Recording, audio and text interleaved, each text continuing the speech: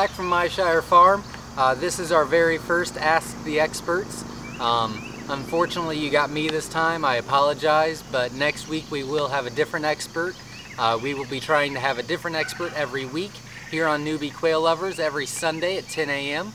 To answer your guys' questions or talk about their field of expertise or things like that. So we hope you enjoy it. Give us your feedback at the end in the comments, and we'll just try to keep getting better. So I do have a couple of questions here from some of our members on Newbie Quail Lovers, and then we're also going to go over a couple of quail hacks that we do here at Myshire Farm. So the first question is from Dana, and there's quite a bit of questions. It's winter setup, which I will get to because someone else asked that also. They were also talking about self-consumption versus selling. So long story short, you have jumbos and then you have colors, okay? Our color Coturnix weigh at full maturity between 8.5 and 9.5 ounces. Our jumbos, which are jumbo wilds and jumbo whites, average about 12 ounces at full maturity. So if you're going to sell eggs for eating, I would recommend the jumbo wilds. The reason I would recommend the jumbo wilds over the jumbo whites is because you can feather sex them at 3 weeks, so you'll know if you have females or males. Now, what I've seen here is that our jumbo whites are a little bit bigger by about 1/2 ounce. So they do lay a little bit larger egg, and their meat is a little bit bigger. But you have to wait for full maturity to find out if it's a male or female. So having that 3 week knowing which one it is nice. So the jumbo wilds is what I prefer as far as jumbos go. But I love the colors. I love the SSCs, I love the pansies. I like the Italians a lot.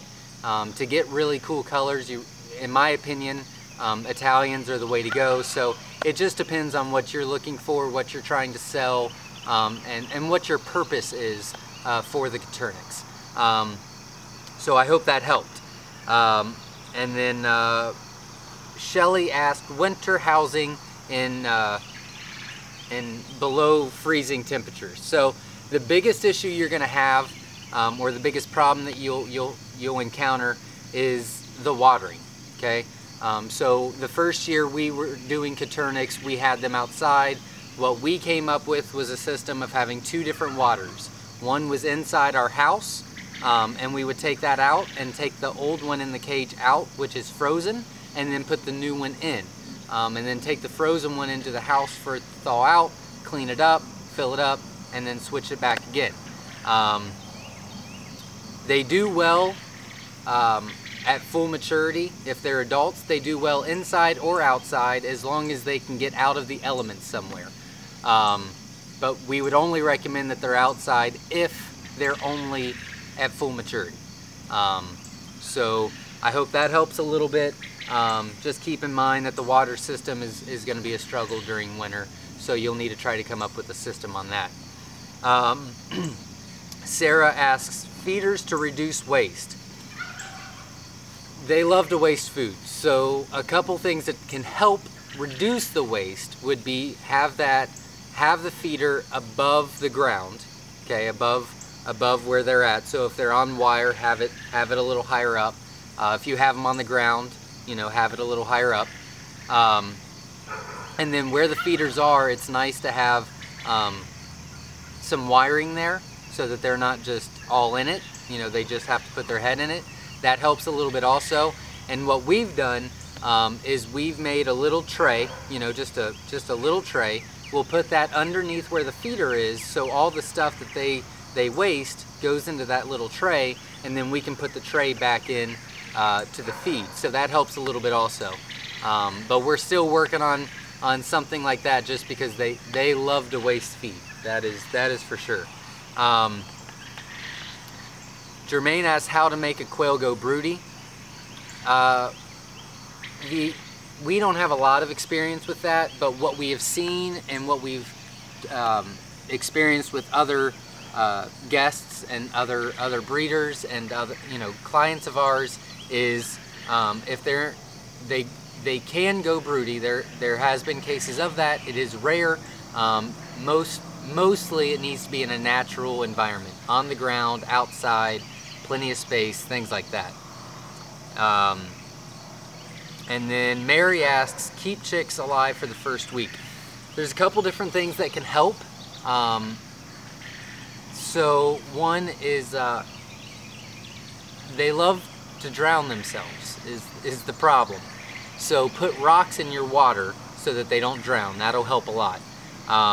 Make sure that you have plenty of bedding so that they have good grip so that can improve your leg strength and they don't get sprayed leg.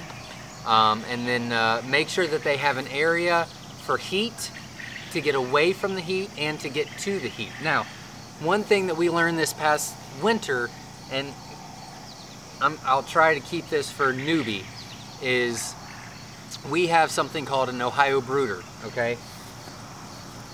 This is what it looks like, all right?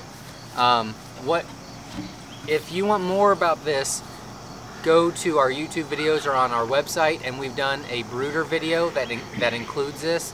But pretty much what happens is we've got the light right here, and then we put this on top of it, and where they can get in and out. So it has more heat there. What we learned is we need to have food in there because they're too lazy to leave to go eat and drink. So we actually, for the first couple of days, we'll put a separate water in there, and we'll put extra feed in there, and then we'll also have our regular feed in the normal place, and then we also have another water out. So to keep them alive, have multiple sources of water and have multiple sources of feed, and that really does help.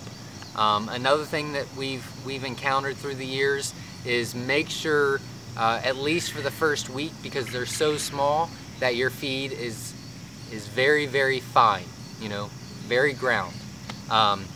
That'll help a lot because it's easier for them to digest. And then just make sure that they have plenty of heat, and don't get them overcrowded. They'll trample each other, and that's a bad thing too. So they are difficult the first 2 weeks. After the first 2 weeks, they really get easy. Once they start laying, they're golden. But the first 2 weeks are always the hardest, and it just takes time. Just hang in there, hang in there. So those are a couple ideas. I'm gonna give you a couple hacks that hopefully will help. One of them is from Brian Sessoms. He actually posted this and I love it. He puts something called new skin on any eggs that get cracked in shipment, and he swears by it. I've had a couple other customers that say the same thing, and they have pretty good hatch rates, even on the ones that are damaged. So that's a nice little hack. Jenna came up with an incubator turner. So a lot of people have the styrofoam turners, or the styrofoam incubators, and you have to hand turn. You know, they don't have an automatic turner. So if you can buy, or if you can find a flat like this and put the eggs in. Now these are made for quail eggs. Chicken eggs would do the same thing, okay? A chicken egg flat, all right? So, all right. So this is your styrofoam incubator, okay? You can put the eggs in each one, all right? And then instead of hand turning, you're gonna put something right underneath it for it to be raised like this. And then after about 4 hours, just go in there, take that out, and raise the other side. And that's good enough to turn. You don't have to hand turn. This could save a lot of people a ton of time.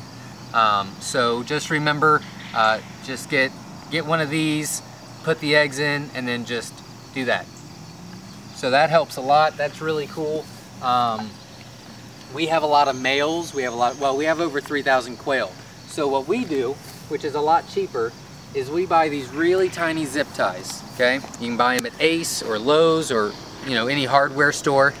Now, it's tricky, okay? I was considering not using this one just because we've learned the hard way on some things, but you cannot get it too tight, okay? Even if you think it's too loose, it's probably fine because their leg is still going to grow, okay? And then trying to get this off when it's already tight is really bad. So what you do is just put it around the foot, you'll put it in there, and then about like that, where you think that it might fall off, it's still going to be okay. And then we'll just cut this part off right here, and then we'll know which ones are males. And then obviously the ones that don't have that are the females in our cages. So that's a little cool trick. Another thing we do is right now we're building up our celadons, we're building up our pearls. We have another color that I'm not allowed to talk about yet that we're building up. So when we hatch, we don't have enough brooder space to be able to just separate those. So what we do is we take nail polish and we'll paint the top of their head. So we'll know after a week or two which ones are celadon layers, or which ones are fees, or which ones are pearls or anything like that. And then later on we can separate those into a cage after 2 weeks. So putting nail polish on the back can kind of help you out. So if you're buying shipped eggs and you're incubating some of your own eggs at the same time, when they hatch, you can say, okay, well, I know these were the ones that I ordered. So then you can nail polish the top of their heads, and then you can see how they grow out. I hope that helped a lot. I hope you enjoyed it. Next week we're going to have a really special guest, so I'm excited about that. More news to come. Let us know what you think, and thanks for being a part of our newbie quail lovers. Thanks. Have a great day.